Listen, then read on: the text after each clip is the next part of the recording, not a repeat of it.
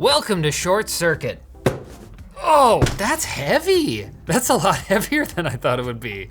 What's in this mystery box? I don't know, but it's fragile, like my ego. Please be nice. Come on. Hey Linus, we're excited to share with you the latest from Made by Google, Nest Audio. Google's newest smart speaker is especially designed to take your music experience to a whole new level. Nest Audio's sound is clear, natural, and full, and is 75% louder and has a 50% stronger bass than the original Google Home. Okay, interesting. I guess they don't want to leave the Nest. Ugh. What? How is it still in there? Look at why is this so hard to open, Google? I want to unbox your product. Ah, there she blows. The Nest Audio comes in 5 great colors, which is sage, sand, sky, chalk, and charcoal. And we got the chalk and the sage. This is a big, heavy box. This is substantial. I can feel the bass. Well, they're all kind of like a washed out color because that's their whole thing. They go for this kind of muted aesthetic, right? It's my style, you know, it's minimalist. They're the type of speakers that fit well into actually my apartment. And if you wanna check out what my apartment aesthetic is like, go check out the Intel Extreme upgrade on my place. So what Google is doing with this one, I think, is mainly trying to replace the original Google Home. This one has 2 speakers. It's got a woofer and a tweeter, whereas the original Google Home just had 1 speaker. It's an improvement in that regard, and obviously it's updated with all of the new, Google Assistant stuff that maybe, the old Google Home is catching up with a little bit. This is like the Nest product. This is part of Google's transition from the Google Home brand over to the Nest brand. And I think that the last remaining Google Home product that's on sale is the Google Home Max. Let's open her up, shall we? There's a couple new features also that Google has added that other of their audio products have not had, which include some smart EQ modes. So there's a media EQ mode, which should, wow, that's heavy, which says that it's supposed to adjust the EQ based on what you're listening to. And then there's an ambient EQ mode that adjusts the sound based on what's happening in the environment. So that's pretty cool, and we're gonna take a look at that. But first, let's find out what we got in the box. But before we do that, we gotta talk about our sponsor, Vessi Footwear. Vessi makes shoes that are both comfortable and functional. They're waterproof, sandproof, and slush-proof, plus being lightweight and breathable. They also got everyday styling so they can fit almost any occasion. And if you use the offer code SHORTCIRCUIT, you can get $25 off on all of their sneakers. So check them out today. Let's get it started in so this is like a quick start guide that I probably don't need to look at because I have a Google Nest Hub non-Max in my house. So I'll figure it out. Being part of your home means respecting your privacy. So that's this is a big thing. I guess they have to address this head on because in the past couple years, that's been an issue. So staying along the privacy tack for a second, these have a mute switch on the back, a mic mute switch. So you can set that in the settings, or you can also have a hardware switch to turn the mic off completely. The power adapter and cord. Oh, it's not a USB-C, it's a barrel charger. Interesting. They look real nice. I gotta say, I was a big fan as soon as Google started putting out products with this sort of like fabric weave design, and it remains really cool looking. Now, one thing I didn't mention is that this product kind of sits in the middle of Google's new audio lineup. So they got the Nest Mini, and that is $69. This thing is $99. Another thing about this design is that, as I mentioned, it's flat. The original Google Home was like circular or cylindrical. This one is more flat because I think that Google recognized that you don't need to have 360 sound. Like, no one's taking a speaker and just like plopping it in the direct center of their room, and they're like, that's where it is. So they're like, okay, most people are gonna be having it direction, facing a direction anyway. So like you can put one there, you can put one here, because they also support stereo sound. We're gonna test that out. Whoa. Okay, so we've set up Nest Audio speaker number 1. Before we test out the stereo setup, we're just gonna test out just the one speaker in isolation. I've already connected it and everything. We've got Crab Rave ready up to go. So I'm gonna use the device controls. I almost said on-screen controls, but there's no screen.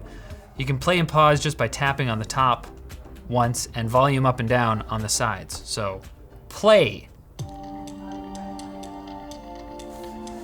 Also, I need to like face it at me so I get a, oh, that's very different.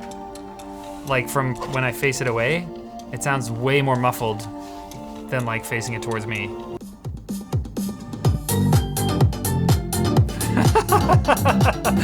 This song is so stupid, but it's great. There's definitely a lot of bass. Oh, whoa, whoa, whoa! That's max volume. That's pretty good. That gets pretty loud. I can only imagine what it's gonna be like with 2 of them. Now maybe this is just the song, but like I feel like I heard a bit more separation between the lows and the highs there. Maybe that's just because I know that this thing has a woofer and a tweeter. Okay, here we go. Stereo mode. Is it gonna drop again though? That's max audio! Oh!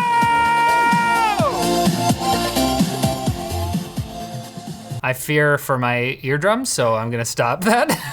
It's a good amount of audio levels there.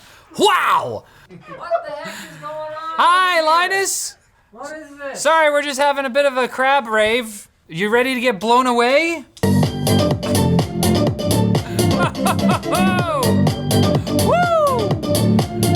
Yeah!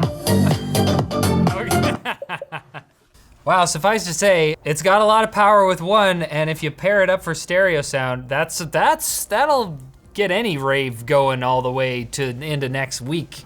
Yeah, I mean, definitely a lot of bass. I had a little bit of experience with the Google Home, but I can't say off the top of my head whether it's like significantly better, although my heart tells me that it is. This is the left channel. Right. This is the left channel. You already said that. Okay, so we know speaker works because James made me test the stereo setup with a stereo test track. It's not dual mono. Yes! Okay, so one of the last things that I wanted to like test with these things is their media EQ and ambient EQ. So I'm gonna go into the EQ settings in the app. Let's see if it changes.